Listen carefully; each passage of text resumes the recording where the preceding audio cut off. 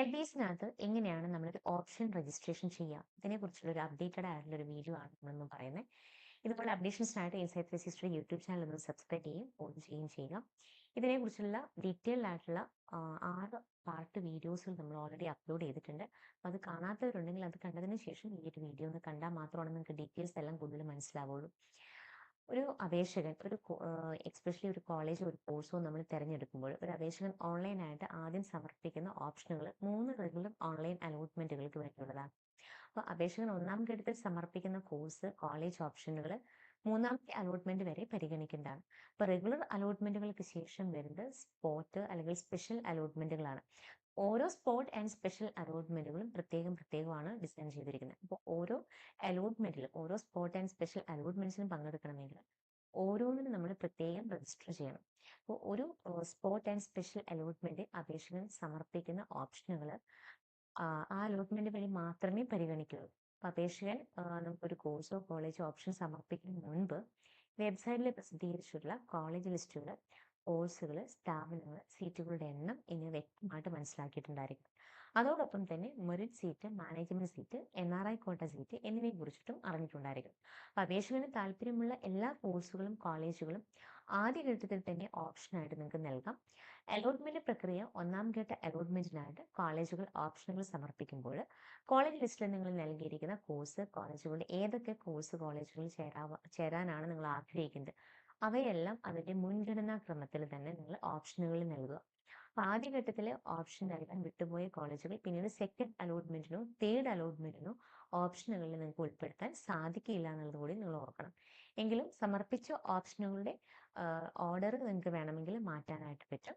ഏതെങ്കിലും ഒരു കോളേജ് നീക്കം ചെയ്യാനോ ഓരോ അലോട്ട്മെന്റിന് ശേഷം അനുവദിക്കുന്ന സമയപരിധിക്കുള്ളിൽ നിങ്ങൾക്കത് ചെയ്യാവുന്നതാണ്. അപ്പോൾ ഫസ്റ്റ് അലോട്ട്മെന്റിന് ശേഷം പുതുതായി ചേർക്കപ്പെട്ട കോഴ്സ് അല്ലെങ്കിൽ കോളേജ് മാത്രമേ അപേക്ഷകർക്ക് നിലവിൽ സമർപ്പിച്ചിരിക്കുന്ന ഓപ്ഷനുകളുടെ കൂടെ നമുക്ക് ചേർക്കാനായിട്ട് സാധിക്കുകയുള്ളൂ. അപ്പൊ അപേക്ഷകർ ചേരാൻ ഉദ്ദേശിക്കുന്ന കോളേജുകൾ മാത്രമേ ഓപ്ഷനായിട്ട് കൊടുക്കാനായിട്ട് പാടുള്ളൂ. 2-3 അലോട്ട്മെന്റുകളിൽ പുതുതായിട്ട് നമുക്ക് ലിസ്റ്റിൽ വരുന്ന കോളേജുകൾ ആവശ്യം ഉണ്ടെങ്കിൽ മാത്രം ഓപ്ഷനിൽ ചേർക്കുക. അപേക്ഷകർക്ക് പുതിയ കോളേജുകൾ തങ്ങളുടെ ഓപ്ഷനിൽ ഉൾപ്പെടുത്തുകയാണെങ്കിൽ ഉൾപ്പെടുത്തിയിട്ടുള്ള ക്രമ നമ്പർ ശ്രദ്ധിക്കുക. അതനുസരിച്ചിട്ട് അടുത്ത അലോട്ട്മെന്റിൽ പുതുതായിട്ട് ഓപ്ഷൻ ഉൾപ്പെടുത്തിയ കോളേജുകൾ ലഭിക്കുകയാണെങ്കിൽ അത് സ്വീകരിക്കേണ്ടതായിട്ട് നിങ്ങൾ തയ്യാറാകേണ്ടതായിട്ടും വരും.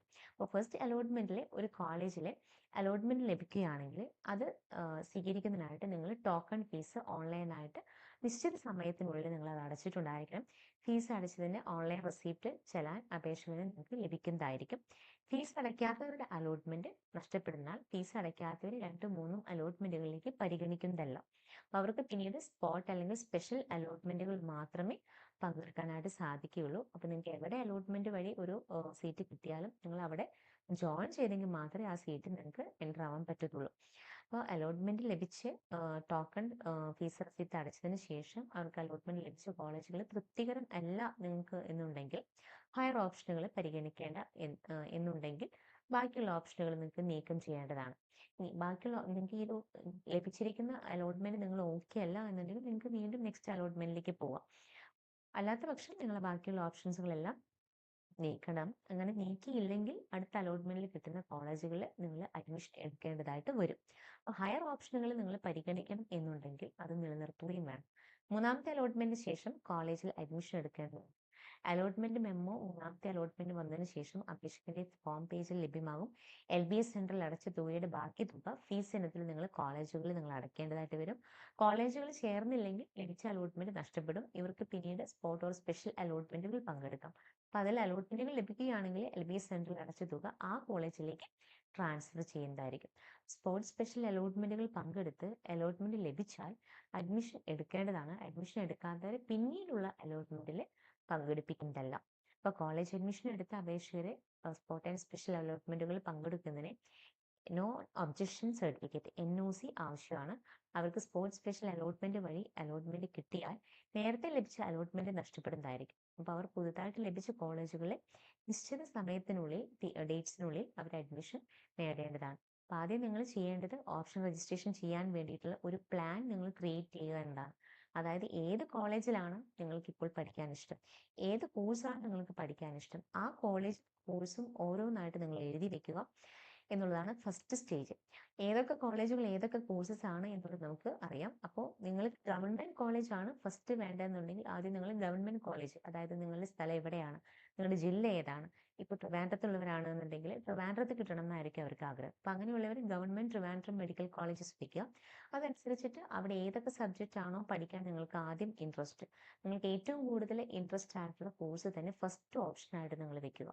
അപ്പം ഇത് പറയാനുള്ള റീസൺ എന്ന് പറയുന്നത് എൽവിഎസ് നിങ്ങൾക്ക് കോഴ്സ് വെക്കുന്നത് പ്രോപ്പർ അറേഞ്ച്മെന്റ്സ് ഇല്ലാതെ എല്ലാ ഓപ്ഷൻസും എങ്ങനെയെങ്കിലും എടുത്ത് വെച്ച് കഴിഞ്ഞാൽ ഇപ്പോൾ നിങ്ങൾ സെക്കൻഡ് വെക്കുന്നതായിരിക്കും ചിലപ്പോൾ നിങ്ങൾക്ക് ഇഷ്ടം. പക്ഷെ നിങ്ങൾ അത് സെക്കൻഡോ തേർഡോ ഒക്കെ എടുത്ത് വെച്ച് കഴിഞ്ഞാൽ എൽബിഎസ് നോക്കുന്ന സമയത്ത് ഫസ്റ്റ് ഒരു ഓപ്ഷൻ നിങ്ങൾ എവിടെയാണോ വെച്ചത് നിങ്ങളുടെ ഇൻട്രസ്റ്റ് മാർക്ക് അനുസരിച്ചിട്ട് നിങ്ങൾക്ക് ആ ഒരു കോളേജിലെ ആ കോഴ്സ് കിട്ടുമോ എന്നതായിരിക്കും ഫസ്റ്റ് എൽബിഎസ് നോക്കുക. എന്നിട്ട് നെക്സ്റ്റ് അത് കഴിഞ്ഞിട്ടാണ് അടുത്ത സെക്കൻഡ് ഓർ തേർഡ് അലോട്ട്മെന്റിലേക്ക് നോക്കുകയുള്ളൂ. അതുപോലെ തന്നെ നിങ്ങൾ ഫോർത്തോ തേർഡോ അലോട്ട്മെന്റ്സിലേക്ക് നോക്കി നിൽക്കാതെ നിങ്ങൾ ഓപ്ഷൻ എത്ര നമ്പർ അനുസരിച്ചിട്ട് വെക്കുന്നു അത് നോക്കിയിട്ടാണ് എൽബിഎസ് നിങ്ങൾക്ക് എവിടെയാണ് അഡ്മിഷൻ തരേണ്ടത് എന്നുള്ളത് തീരുമാനിക്കുന്നത്. ഇതിനെക്കുറിച്ച് നിങ്ങൾക്ക് എന്തെങ്കിലും ഡൗട്ട്സോ ക്ലാരിഫിക്കേഷൻസോ ഉണ്ടെങ്കിൽ സ്ക്രീനിൽ കാണുന്ന നമ്പറിൽ ഡയറക്റ്റ്ലി നിങ്ങൾക്ക് കോൺടാക്ട് ചെയ്യാവുന്നതാണ്. L B